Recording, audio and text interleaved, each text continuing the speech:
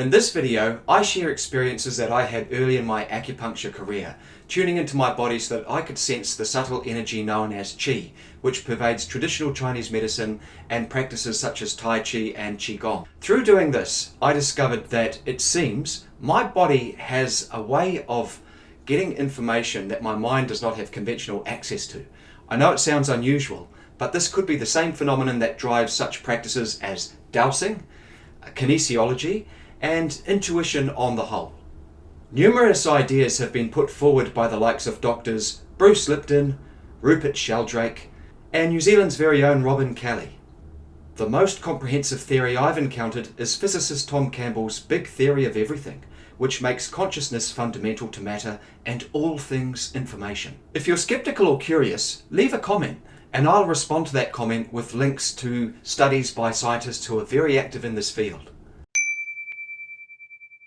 The fields of our body interact with fields of our wider environment. Our physiology presents a gateway through which we can interact with these fields of information. I have a story to share that relates to this. Russell Targ is a scientist famous for his pioneering role in developing the science of remote viewing.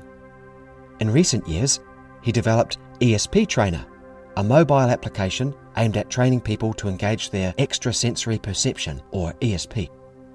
Curious about the potential to grow my own ESP abilities, I downloaded the system and started using it. It was simple. On the screen would appear 5 cards that were turned over. On each downturned card, invisible to my eye, was one of 5 different symbols. These symbols included a star, a square, a cross, 3 wavy lines, and a circle, respectively.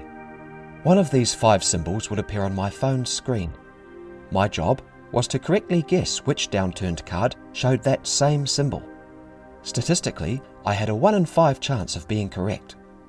There were 10 opportunities to guess the symbols correctly. My first few attempts generally got me 2 guesses correct out of 10, neatly reflecting the statistical odds. I didn't seem to be much of a psychic. Over time, I wasn't able to increase the success of my guesses. Nor were other people appreciatively better at guessing than I was. Everyone I knew who tried this seemed to achieve, on average, about 1 correct guess for every 5. One day, I was inspired to try a different approach. But first, a little background into how I sense energy. As an acupuncturist, I've developed an intuitive sense of being able to feel where energy flows or stagnates in the human body. Imagine a scenario in which I might be treating a tight muscle with acupuncture needling. I would seek to A. technically locate the point needing treatment, and B. refine my locational search within a square centimetre or so by holding the needle over different points of the skin. I would then practice the technique I call deep listening, which involves shifting my awareness inside my body and listening or feeling for biological signals. Typically, I may experience these signals as gentle zaps, as though electricity is moving through a finger or down the foot. Subtle feelings of internal activation, as if something has been opened or switched on. Bodily gurgling sounds. I've learned to trust my gut. Furthermore, if any such signals occur in my client's body, this too comprises a signal that I would listen to. An interesting thing to consider is that clients often feel such sensations before the acupuncture needle has touched them. I could be holding a needle above an acupoint and a client might actually feel it as though it has already been inserted. I've come to interpret all such sensations as field energy interactions. When signals of this nature are sensed, this informs my clinical judgment. Having found this method quite useful in my work, I wondered if I could apply it to selecting cards on the ESP Trainer. In essence, I intended to ask my body which of the 5 cards possessed the correct symbol. Sitting in a quiet place where I could hear the inner rumblings of my being, I slowly began tracing my index finger over the cards. Nothing much happened with the first 2. However, when my fingertip traced the 3rd card, my gut made a deep gurgling sound. It was not subtle. I took a mental note of that and went on to explore the remaining 2 cards. No further sensations were experienced. Moving my finger back in the direction it had come from, I again reached the 3rd card. This time, my throat made a high-pitched squeaky noise, as though a small pocket of air was escaping. Now that was weird. So prompted, I selected the card. It was correct.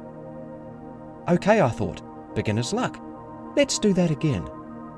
9 tries later, and I had quite improbably guessed 9 out of 10 correctly. Through listening to my body's digestive system, or detecting subtle activity in my nervous system, gentle zaps in my brain, fingers or feet, I had achieved a 90% success rate. This could have been pure coincidence, so I repeated the process, and again, and again. Each time something similar happened. Prompted by sensations within my body, I was able to guess on average about 8 out of 10 times correctly. How was this happening? Was my body really talking to me via gurgling noises and zapping sensations? It's the sort of thing a madman might claim.